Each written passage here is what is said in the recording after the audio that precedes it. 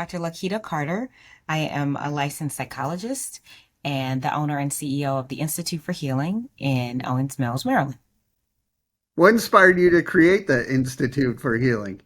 Yeah, so um, I was inspired to create a place where a practice that I didn't see, a practice where there were an abundance of providers who looked like the community, a practice where providers could be free to use lots of different techniques, and that some of the in treatment and some of those may not be necessarily Western techniques, that the patient decides what treatment looks like, and as long as it's on the health spectrum, we'd be willing to go with it. Yeah, how does that work? What are some of the methods? Yeah, sure. So, for example, there some patients would like to start treatment with prayer, and that's not certainly not something that I was trained to do in my very Western training. However, as long as you're not infringing on the rights of the therapists, and as long as it's on the health spectrum, then it's allowed in treatment. So a patient can request to start treatment in prayer, and they can have their own silent prayer and do whatever it is that they do in their prayer time, and then we can start with what we're talking about for the day. So that's an example of, if this is a part of your health process, that starting with prayer, or by starting with the meditation, or by incorporating faith practices throughout the session, or practices that calm you. It doesn't have to do anything with faith. If those things help in the healing process, then we're all for it. Now, certainly you can't say, well, you know, um, I like to smoke, I like to sniff heroin. I like to sniff cocaine in the middle of session, because that's not on the health spectrum, right? That's not helping us get towards healthy brains and bodies. But anything that you can bring your culture into the session, you're celebrated for bringing your culture into the session, and what that looks like changes with each patient, and we're okay with that. What was your mental health journey like to get to this point? Yeah. So I've always sort of been in a listening space. I'm good at listening. I enjoy listening much more than I do talking. I enjoy learning. That's probably surprising for many people to know, given that I'm a professor as well, but I actually do enjoy listening a lot more than I enjoy talking. And I've always been put in by others, even people older than I, put in a space where I was listening and sort of being a sounding board for others, not necessarily giving advice, but listening and validating and understanding and normalizing. So that it feels very natural for me to listen to people and to understand them and be able to respond back to them, like, it sounds like this is what you're feeling, or this is how this has affected you. So I took my first psychology class in high school and loved it and wanted to learn more about it. And so I just kept learning about it, and then went to college at Temple and majored in psychology. And every class was just another aspect of psychology that I wanted to understand more about, except for statistics. Definitely didn't want to learn more about statistics, but I did, because that's part of the process. But every other class, like abnormal psychology and developmental psychology and social psychology and industrial and organizational psychology, all of those different areas of our field were interesting to me. And that's what you get in undergrad in psychology. You get a tapas bar of the full breadth and depth of psychology, and graduate school is really honing in on what your specialty will be. So I did that, and then decided to keep going. So really, psychology was just, it was a it was a person I continued to fall in love with the more and more I met. And when I was looking you up and doing my research, you talk a lot about helping trauma. So, what are healthy ways to, face trauma head on? Yeah. So I most of my specialty is trauma, specifically female rape survivors. So um, I see a lot of patients who have had an experience of sexual abuse or assault in their lifetimes. And that has created a space where I get to really help women, not just women, but majority women, help them understand what the trauma, how they internalized the trauma and how the trauma affected them and how the trauma changed their brains and changed how they look at the world, themselves and others. And so, um, one of the things that we know about trauma is that everybody responds to it differently, and two people can experience the same exact trauma in the same exact moment. Two people can be in the same car accident and still have two different responses to that trauma based on their history, but also based on their own psychological makeup. And so, really, part of trauma is understanding that your response to it isn't wrong. Your response to it is based on your own history and your own experiences and how your brain works and the association that your brain naturally makes. Um, and so a lot of it is normalizing that whatever your response to the trauma is okay. That doesn't mean that all responses to trauma are helpful to us, but then that's part of treatment is to figure out where are we struggling and how we're responding to this tragedy. Where are we? And then how do we make responses that create a sense of wholeness and health? And sometimes that takes longer than other times. But ultimately, we want to get to the point where we're not having automatic negative thoughts about ourselves when we experience an activator or when we're dysregulated, we know how to get ourselves back into regulation. And what that really means is the former word would be a trigger, a trauma trigger. And what we're trying to get away from that term now, the word trigger can be triggering for some people. So now we use the term activator or a dysregulator. And essentially that just means that whatever you just experienced has shifted you from a space of normalcy or functionality to dysfunction. And that could be just hearing someone's voice and it activating you to remind and reminding you about a past abuser's voice, right? Or a smell could remind you of a past smell that you experienced when, for example, your house was burning. So there are lots of triggers. There are triggers all over the place, or activators.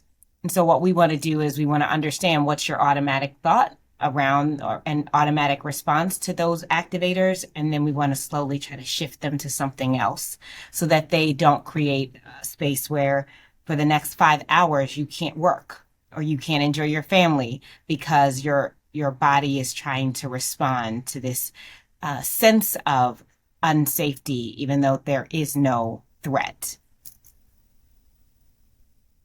And then you're helping your clients with being a support system. But how important is it for you to have a support system? Yes, extremely important. So I can't do what I do without colleagues around me who also work in trauma and who I can call and say, gosh, I just heard this awful trauma story and I'm really struggling with it for whatever reason.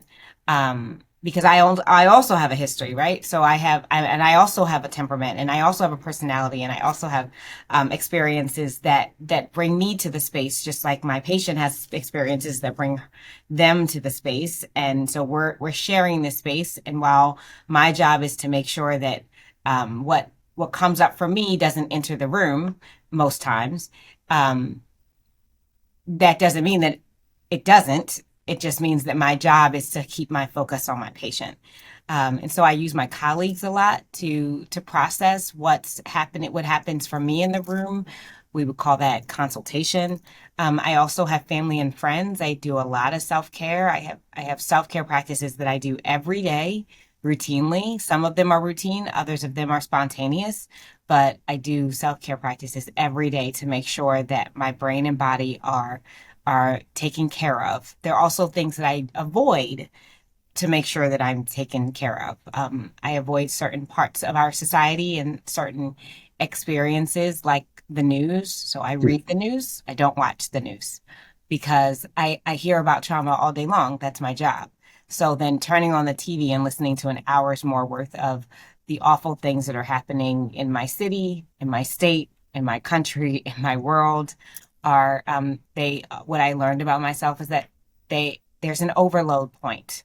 And that overload point becomes seeing trauma survivors all day and then watching the news in the evening. So I don't watch the news. I read the news, and I have subscriptions to lots of different newspapers. But that's part of my self care is that I cut down on the images of trauma that I see. I cut down on the sounds of trauma I see, and I focus on the reading it. So I get the news, but I don't have the coupling of the actual news story um, plus the sounds plus the sights. I worked in broadcasting for almost 20 years, and that was actually brutal hearing all these stories all the time. And I was on the technical side, so I was trying to stay out of it, but you still hear it all the time, and it does affect you. Yeah. Yeah, it really does. It has a significant impact. So, and I found that for me, other people would say, no, I mean, I know some providers who would say, some psychologists who would say, it's not the news, it's seeing trauma survivors all day. I can only do a half a day of trauma survivors. I need to do the other half of my day needs to be full with people who are not struggling with trauma. They're struggling with something else, like depression or anxiety or relationships, right? Everybody has their point that they need to honor, right? I can be in 8 hours of trauma stories and be perfectly fine, but that's also my training, right? But there are other people who can't, and that's okay. You find ways to support yourself in the work that you do. Have you seen your clients' confidence level rise as they go through the process?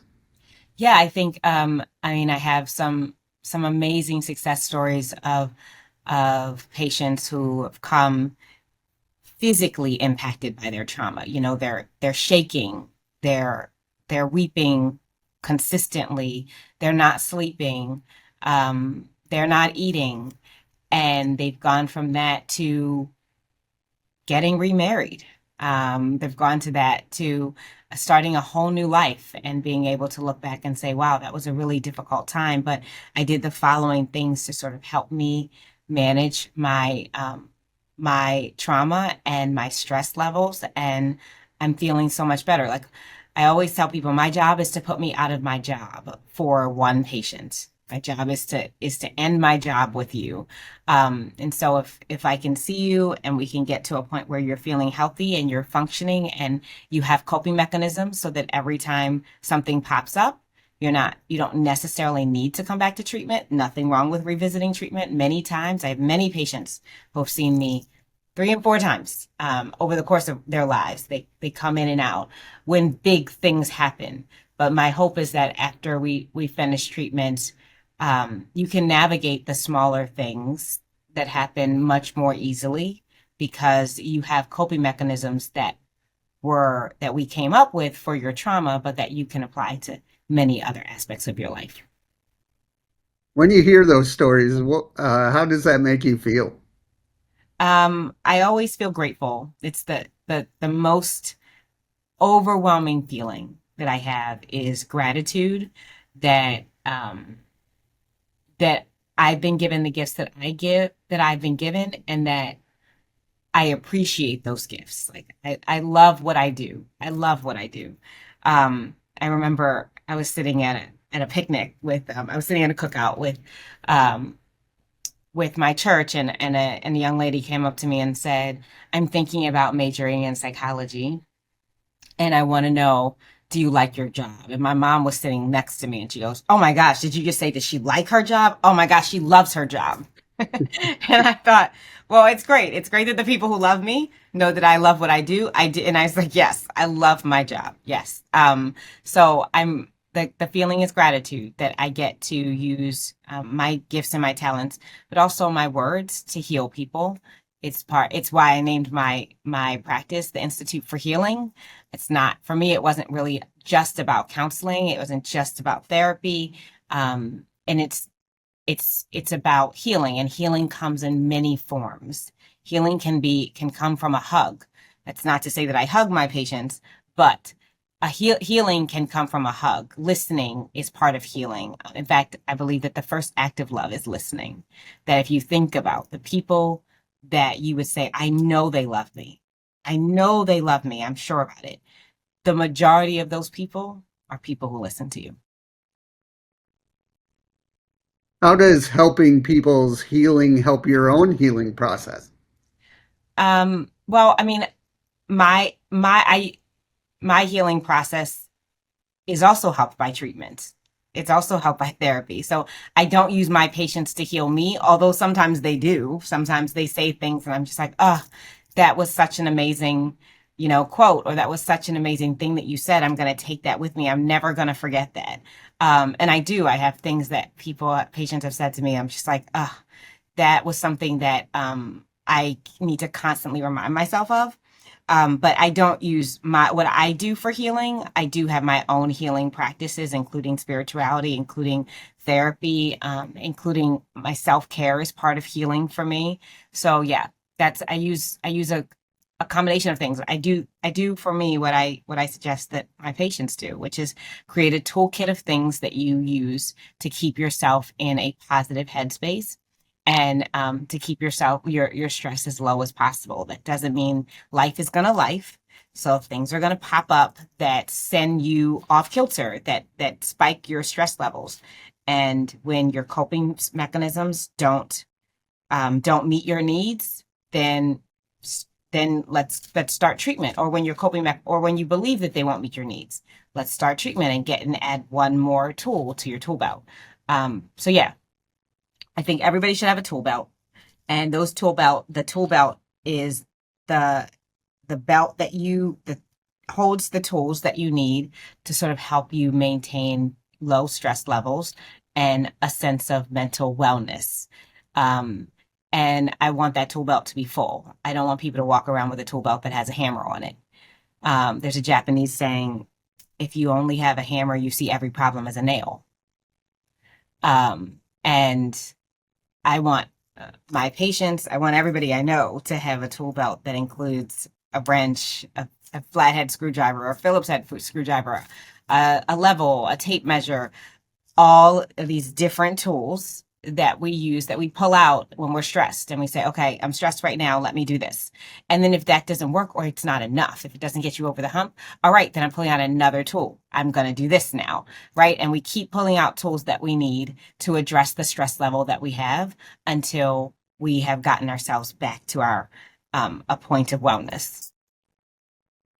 I saw on your Facebook page you have a lot of great videos there using your expertise. What is it like sharing your views and ideas in the to the public? Oh my gosh, I love it. I love being able to help people, like give people little snippets of health tips that will hopefully shift the way they think. I try to load up on quotes because for me, quotes are very inspiring. So I try to share like quotes that really help me stop in my tracks and say, "Oh, I love that. How am I doing that?" So the last thing that I shared with on one of the last videos I shared, I said, try not to water plastic flowers. And that was a quote that I heard, and that stopped me in my tracks. Like, what are the ways where you're watering a flower that you know has no potential to grow? And that flower could be a person, like this relationship has no potential to grow. It is ended. That could be a job. I have no potential to grow here. And I'm spinning my wheels watering something that can't accept the water. It won't absorb the water. It also won't do anything sitting in the water. Nothing will happen, right? So that could be a person. And I was just talking to a group of women a couple of weeks ago in Long Island. I did a retreat, and a woman came up to me and she said, "My plastic flower isn't a person, it's my job." And she was like, "I'm there, but I'm not growing, and there's no potential for me to grow. And I've hit my peak, and I'm still working, working, working, and trying to prove myself. But I've already gotten several clear messages that I'm not going to be moving, and I want to move. I have energy to do better to create to hone more skills and to be more useful in my field. So I got to make a move. Yes, you have to find a flower that's real. You have to find a plant that's real and start watering that, right? So it could be a person, could be a job, could be a an activity that you're doing that just is no longer bringing you comfort or support, but you continue to do it. So yeah, I love helping people, but it's more than helping people because most professions help people. Yeah. I tell that to my students all the time when I ask them, um, my doctoral students, why do you want to be a psychologist? And don't tell me you want to help people. Bus drivers help people, nurses help people, Yeah. the garbage collector helps people, right? We would be living in filth if there wasn't somebody to clean up, to pick up the garbage every Tuesday, right? You know, almost every profession, I can't think of a profession that doesn't help people, even professions that don't interface with people, like people who work on an assembly line building cars. Yeah. People at some point need the car, right? Every profession that I can think of helps people. So there has to be more behind why you want to be in this field than helping people because you could have picked a million other fields. Where do you want to see your mission in the next 3 to 5 years? Oh my gosh, that's a great question. Oh, goodness. So, I have a lot of different thoughts. Um, One of them is another book. I've written 3 psychology textbooks, but oftentimes people ask if from my videos, like, do you have a book that captures all of this? So, a book is on the horizon. Um, I would say also growing my practice, but not necessarily but growing it in unique ways, not necessarily growing it in the sense that like more patients or a bigger team, not necessarily that, but definitely growing in ways that support the community. So our mission includes 4 divisions. The heal in healing stands for health, education, advocacy, and leadership. So what I'd love to do is build up the advocacy division. We do a few events every year where we are advocating for underprivileged populations. So the last 4 years we've done the Grateful Giveaway, where we have given away gift cards at Thanksgiving during the Thanksgiving season to community members who need the support. It is essentially designed to be a turkey giveaway. We give away a gift card that is in the amount of how much you would buy a turkey for. But we decided to, one of the things that I really appreciated about this event that we do, this initiative, is that it's really important that when we give back to the community, we give back in ways that the community can use. So oftentimes when you see turkey giveaways, one of the things I think is, how do we know that they have some place to cook the turkey? Yeah. How do we know that they have some place to store the turkey? How do we know that they know how to cook a turkey? How do we know that they like turkey?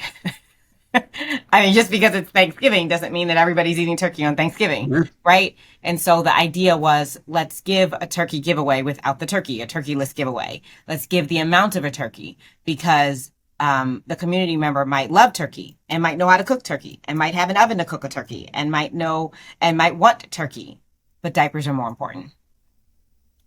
And therefore, the gift card is to different supermarkets around the area, and they can buy whatever is most pressing at Thanksgiving time.